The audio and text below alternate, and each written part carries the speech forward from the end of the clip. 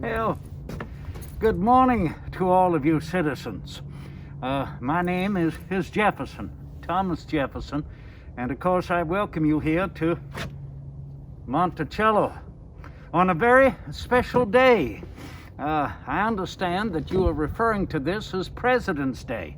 No one could be more in favor of recognizing the executive branch of our government than myself, because, as you know, I held it.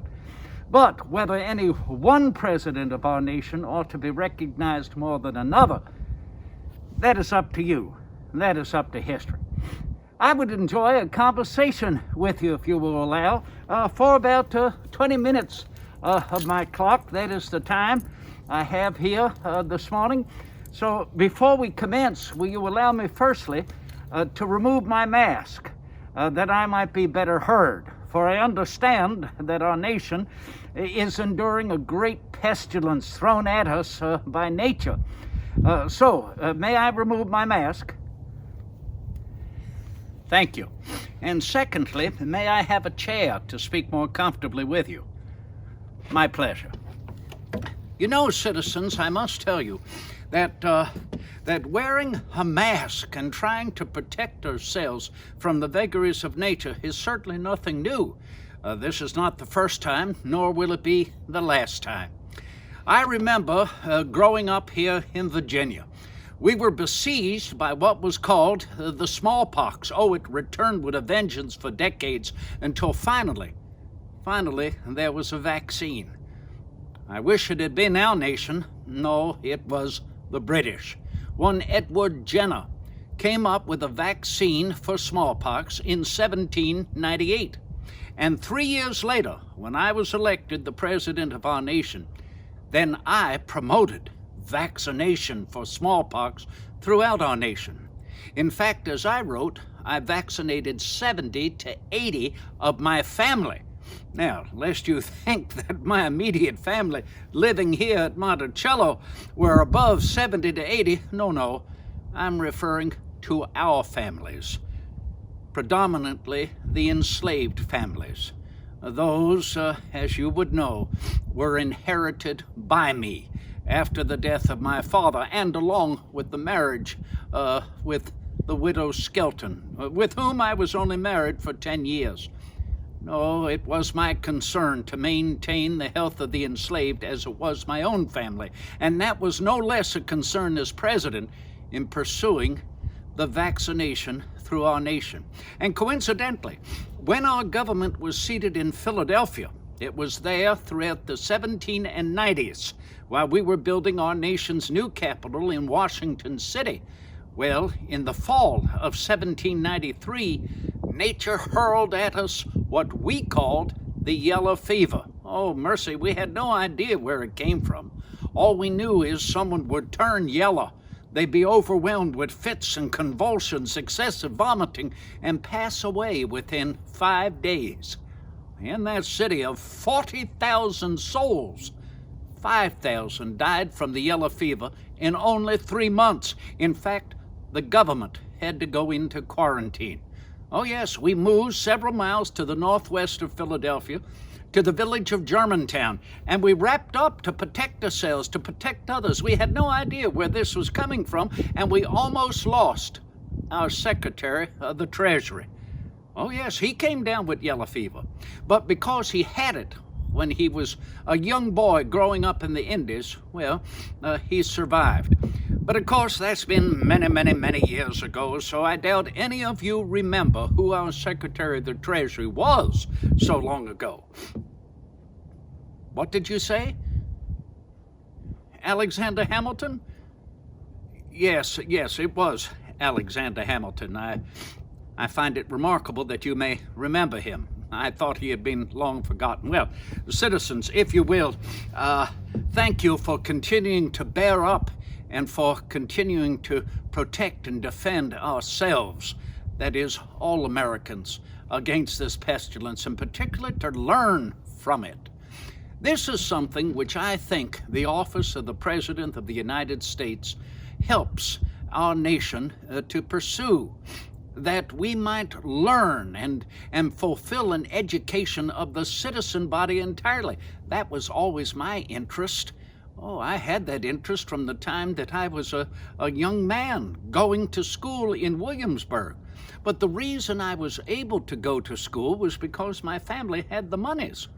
Well, I began to realize when a young man, simply because some people have the money and may pursue an education, should not mean that those who do not have the means ought to be neglected in education. I believe that the poor as well as the wealthy, and the female as well as the male, ought to have the advantage of an education. And so, as a young man, attending the Old Royal College of William and Mary, reading law in Williamsburg, Virginia, well, I was well prepared to be elected to public office. My first public office was as a member of the old Virginia House of Burgesses. That is why, while Virginia was a colony of Great Britain. And by the way, Massachusetts was also a colony of Great Britain. And the two of us, Massachusetts and Virginia, were the first of the colonies, no matter whether we were 600 miles apart, to decide to come together upon a common cause when we realized that Great Britain was trying to, well, quell and deny us the right to trade as we should choose, the right to purchase the kind of tea that we wanted to purchase, rather than to have the tea of one particular company, the East India Company, forced upon us. Thank heaven, in Boston, you all decided to do something about it. And that so-called Tea Party in December of 1773 was certainly heard far into the South in Virginia. And that is why the next spring, when the monarchy of Great Britain tried to close down the entire part of Boston to punish all of those in Massachusetts, let alone Boston, for that indignity of destroying 356 cases of tea, that is why, when we heard in Virginia this was happening in Massachusetts, we stood up and we called for an American Congress. A Congress to meet, not in Williamsburg, Virginia, or anywhere in Virginia. We called for a Congress not to meet up in Massachusetts, so far north from us. We decided that a Congress ought to meet midway between the northern and the southern colonies. That first Congress met in Philadelphia in September of 1774. Oh, I wish I could have gone. I wanted to go, but unfortunately I fell ill and was unable to do so. However, the next Congress, that Congress held in 1775, was my first Congress. That was where I first met Mr. John Adams. Now, I had long heard about John Adams. Oh, yes, he was held remarkable for he defended the British troops in what was called the Boston Massacre, March of 1770. But here, in 1775, well, he was beginning to have a different opinion about British troops. Now, Mr. John Adams had attended the first Congress in Philadelphia that year before, in 1774. But in 75 was when we first met, and here I am, 6 feet, nearly 3 inches. I continue to weigh about 190 pounds, meeting Mr. Adams, who stood about 5 feet and 7 inches, and who weighs about, he can be a big man, and we both had different accents from different colonies of the British colonies in North America. However, whether north or south, we held much in common. And we worked together in that second Congress of 75. We worked on defending our colonies, the right to take up arms for that defense. And we also worked on what was called the Olive Branch Petition, to seek a reconciliation with the Crown. Oh, yes, we did. We did not want to incur war. But, as you well know, when we sent those petitions to England, the answer that returned from them during that winter of 75 and 76 was no answer whatsoever, except what we read in the British newspapers.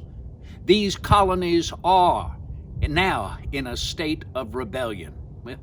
We had no alternative than to attend to new business in the spring of 1776, and you certainly know what that led to.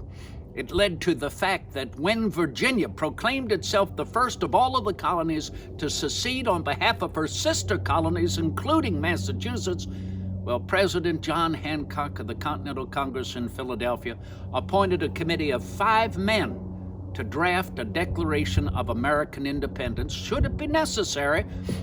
And of the 5 men on that committee, well, do you remember who they were? Dr. Benjamin Franklin of Pennsylvania, correct?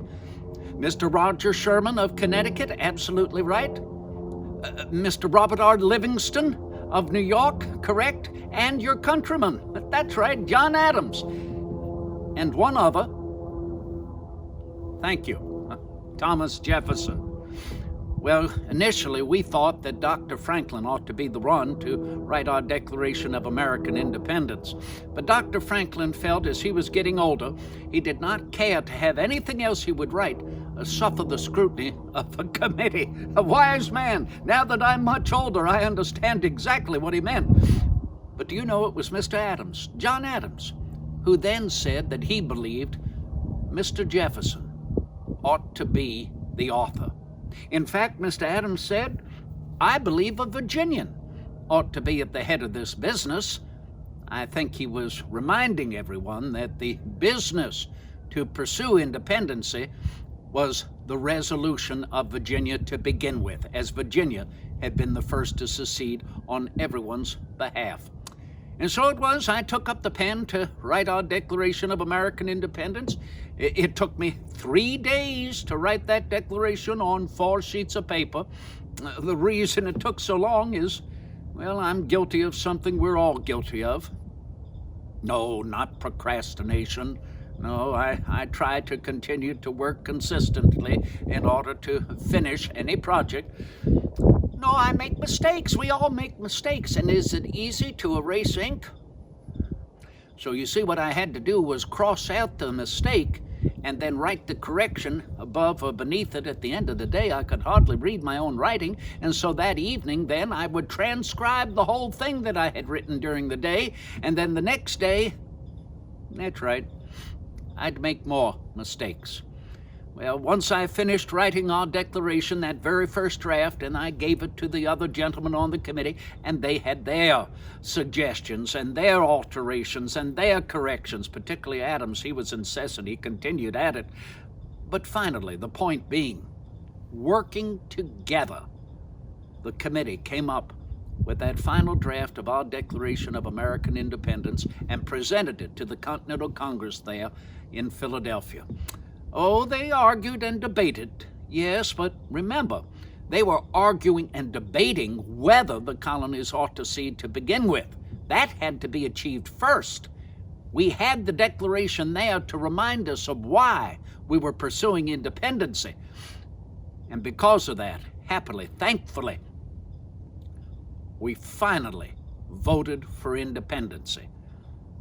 Now, I will tell you, many Americans want to believe that the 4th of July is the true birthday of our United States of America. But no, it is your countryman, Mr. John Adams, who will continue to remind you the 2nd of July.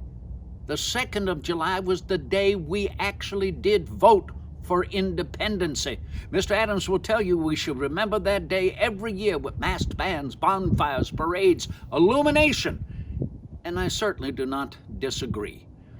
We argued beyond the 2nd of July, 2 full days, the 3rd of July and the 4th, until finally, we all agreed on our Declaration of American Independence, that the rest of the world might understand were the reasons why we were doing this. Doing this not only on behalf of ourselves, but on behalf of the rest of the world.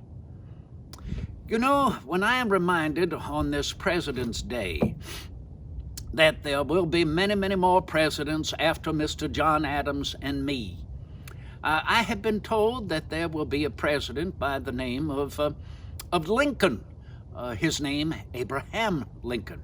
I am told that there will be a president by the name of Theodore Roosevelt. I am told there will be a president by the name of John F. Kennedy. Nothing could please me more than to hear the names of so many presidents whom you all will continue to place favor and trust in. I will tell you this, I am familiar with all three of those names. I have known people during my time by the name of Kennedy. In fact, I will tell you that I knew one Isaac Roosevelt, who was a very successful merchant in New York City. Perhaps he was an ancestor of the Theodore Roosevelt later elected your president. And, by the way, I knew two Lincolns. First and foremost, a very well-known and successful general of our American troops during the American Revolution was General Benjamin Lincoln. And furthermore, after I was elected president, well then, I invited one Levi Lincoln of Massachusetts to be my attorney general. So, you see, these are names that are not unknown to me, and coincidentally, while I am giving the names of gentlemen, that does not mean that I should dare ignore the names of ladies. Rest you assured, I have been long familiar with Mrs. Abigail Adams. Oh, yes, I so enjoyed her friendship. And, do you know, I first met Mrs. Adams in Boston. Oddly enough, it was in Boston. It was when I was making my way to Boston in order to sail the ocean to France. That was in July of 1784. I had not met her before that time.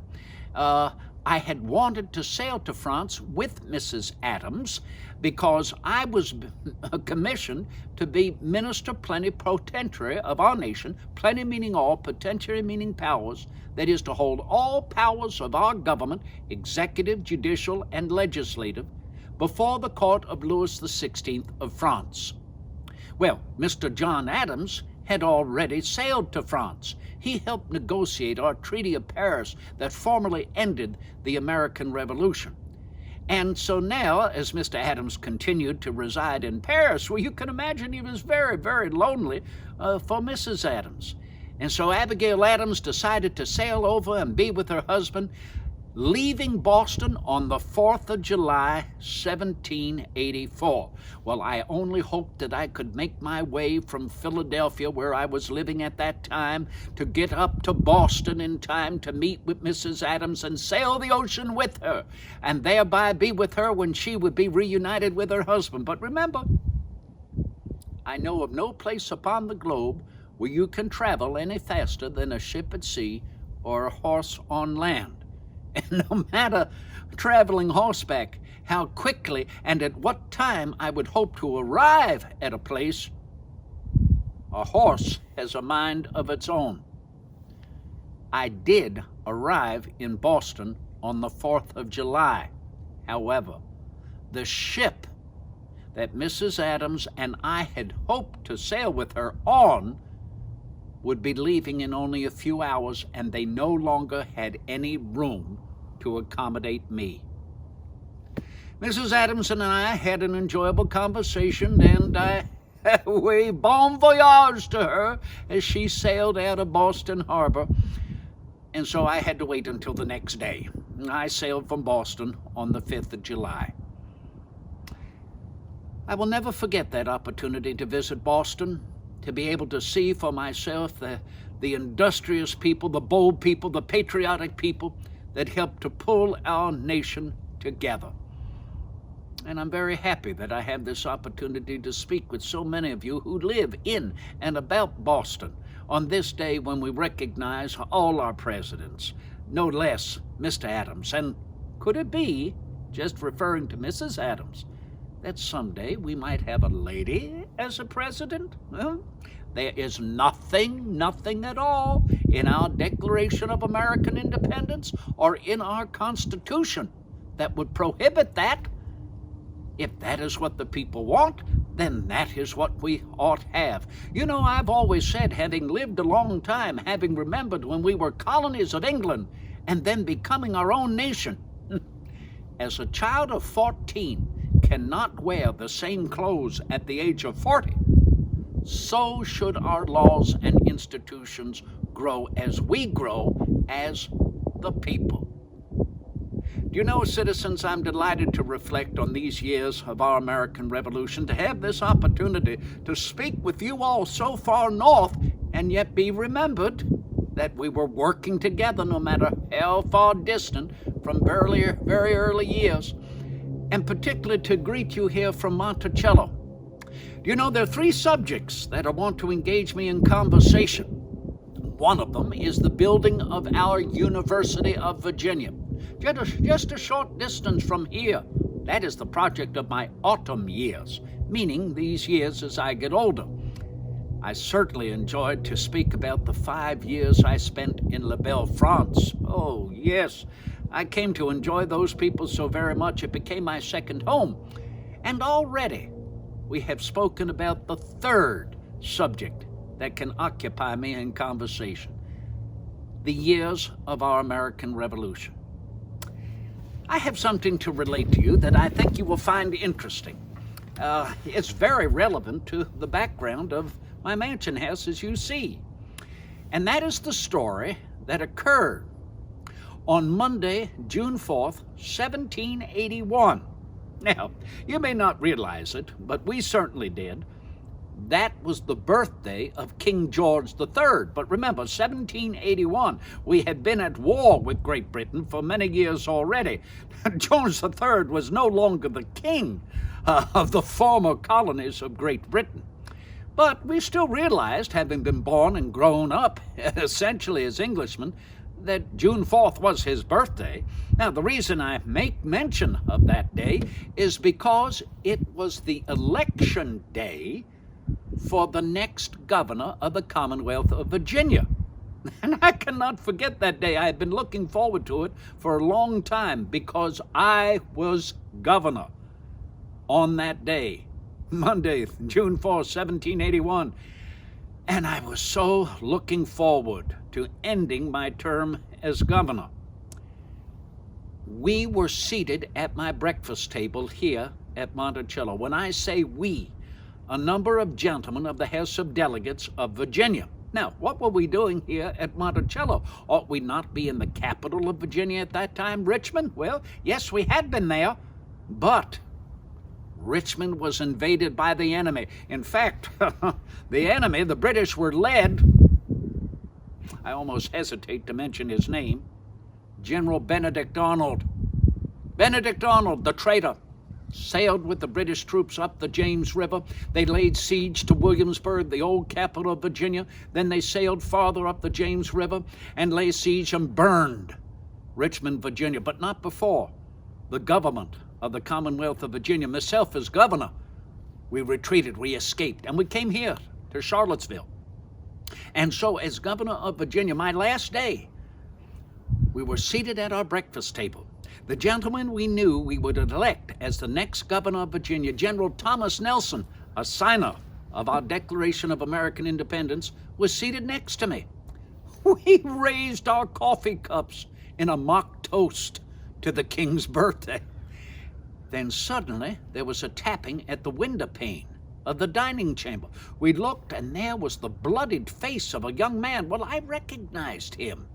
We quickly let him in the room, and yes, it was the son of Jack Jewett, who was a tavern keeper known as Cuckoo Tavern. That's the name of it, Cuckoo Tavern. The reason it was called Cuckoo Tavern was because inside was a very beautifully carved wooden cuckoo clock, carved by Hessian prisoners of war, who were actually barracked right here in Charlottesville, those who were captured at the Battle of Trenton and the Battle of Saratoga. Well, in any event, Jack Jewett the Elder owned Cuckoo Tavern about 40 miles to the northeast.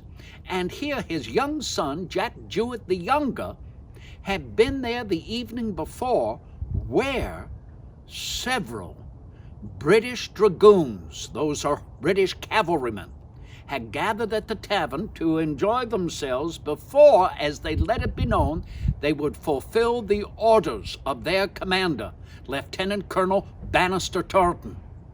Young Jack Jewett heard all of their plans, that they would be riding to Charlottesville, to lay siege to Charlottesville, capture as many of the Virginia House of Delegates as they could, and particularly to capture the governor of Virginia. He jumped on his steed and he rode all night long to warn us the British are coming. Thank heaven for that. Well, we refreshed young Jack Jewett with breakfast. He then said he was going to ride to Charlottesville and warn them there as well. And do you know, it is said that though I made certain my family was all placed in a comfortable carriage and set out about 70 miles to the southwest to my retreat house, Poplar Forest, it is said that after I saw that done, I took my time.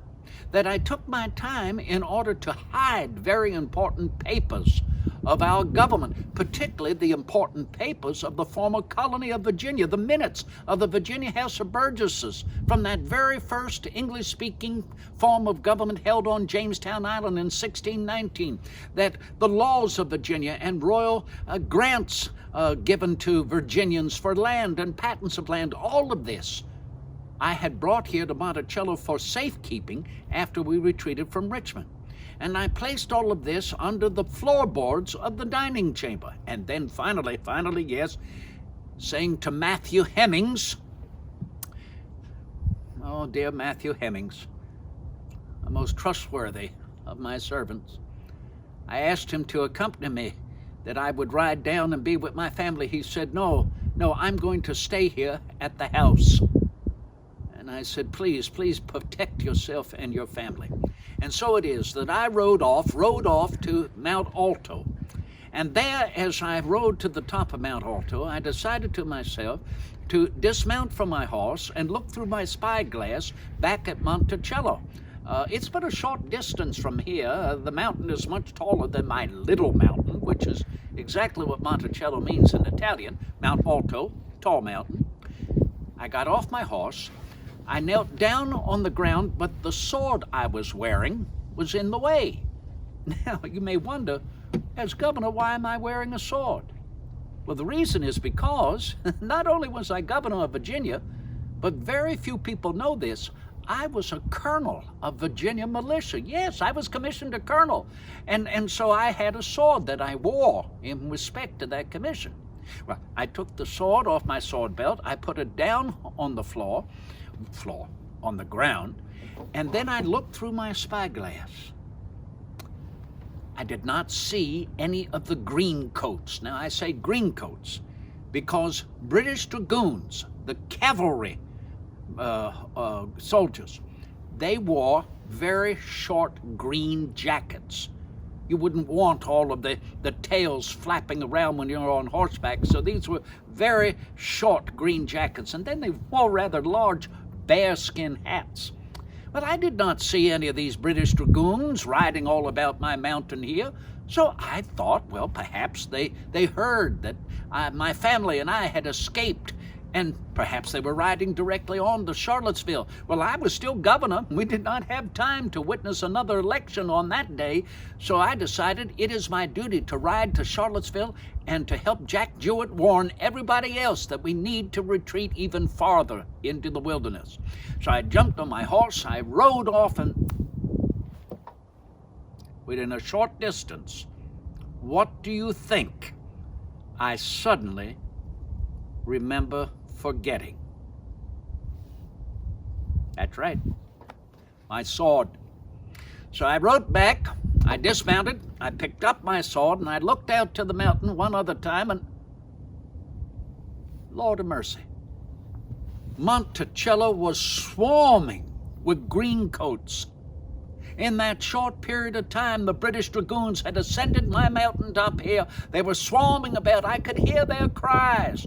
And do you know, looking through my glass then, I saw young Matthew Hemmings walk out right there, that west portico, and he stood there, and I could see there was a talk, and I saw that one of the British dragoons dismounted from his horse, came up to young young Hemmings, pulled out his pistol. Mercy, what was I going to witness? What I witnessed was the officer lowering his pistol, pushing Matt Hemmings away, calling for all of his fellow dragoons to dismount and follow him into the house. I waited. I waited as I watched some of the dragoons burn my barns, burn my crops, slaughter my livestock. You know what I was waiting for? I was waiting for them to burn Monticello. And I waited. And I waited about 2 hours. And then what I saw through my spyglass were the British dragoons coming out of my house, right here at this west portico, coming out of my house, their arms filled with my wine bottles. And they placed the wine bottles in their horse satchels, and then they jumped upon their horses, and they rode away. And there was Matt Hemmings, coming out on the porch again. I hooked on my sword. I rode to Charlottesville. There was time enough to warn the Virginia House of Delegates. Lamentably, I'm sorry to say, 7 of the Virginia House of Delegates were caught. They were captured. They could not escape in time. But I will tell you what is so fascinating about this war story, my war story of the American Revolution.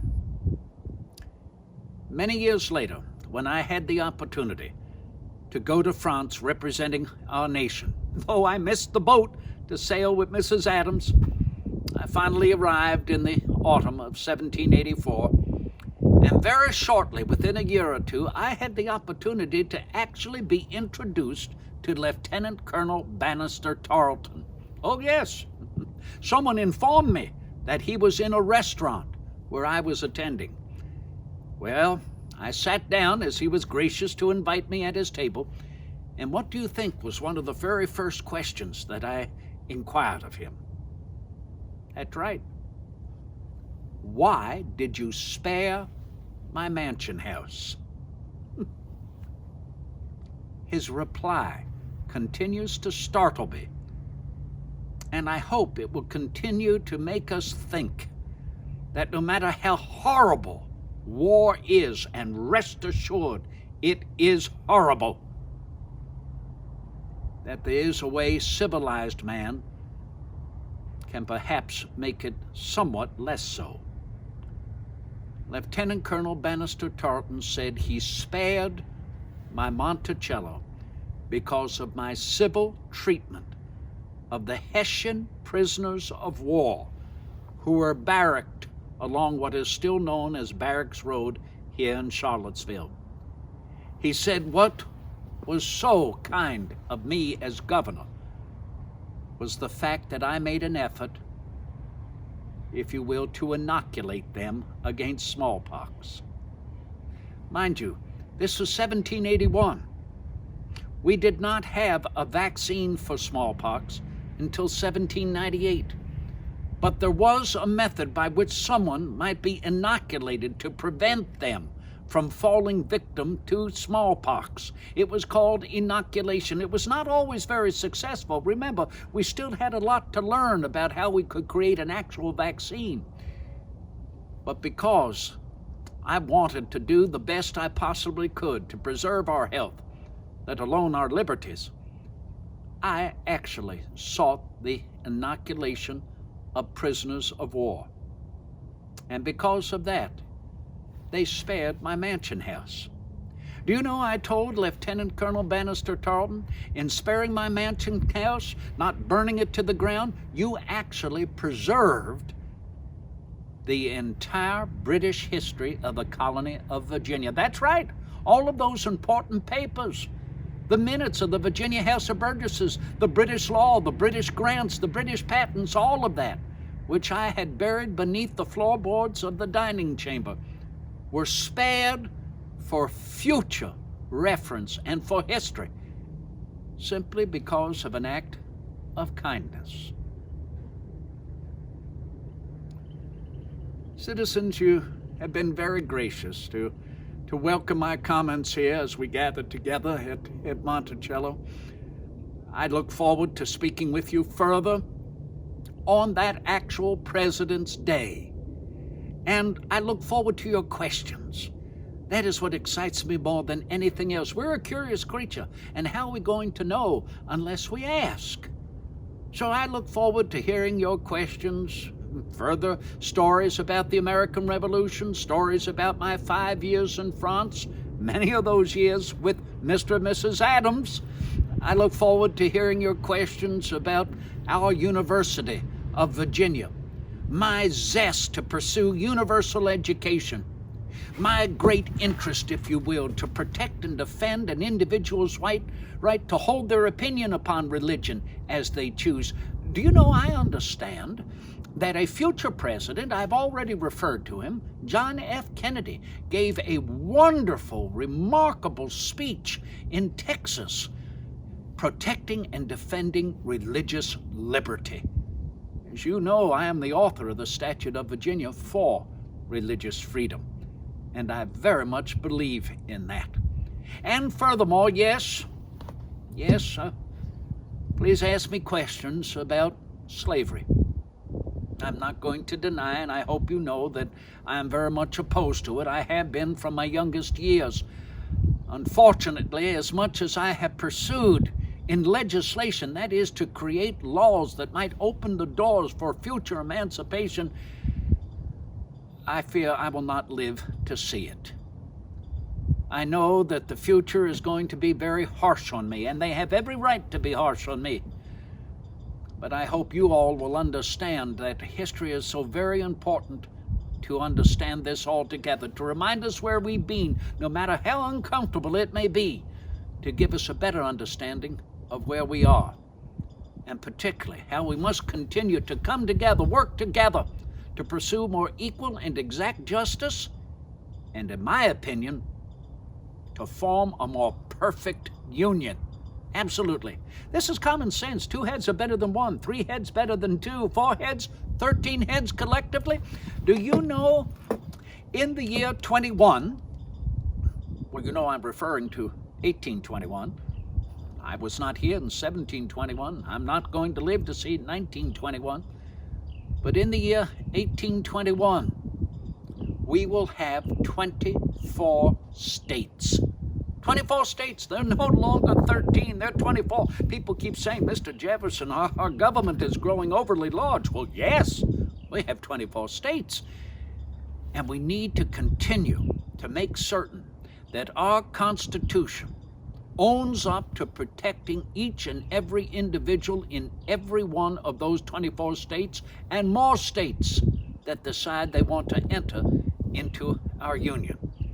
When I say that our Constitution owns up to it, I mean distinctly owns up to that very first line. We the people. That means every individual, in my opinion.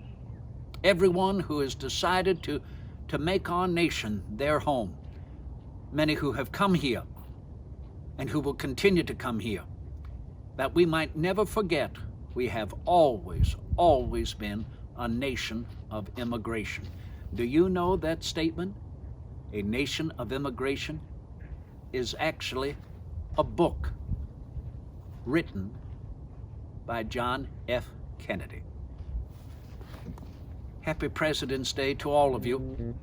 I remain your humble and obedient servant, Thomas Jefferson. Godspeed.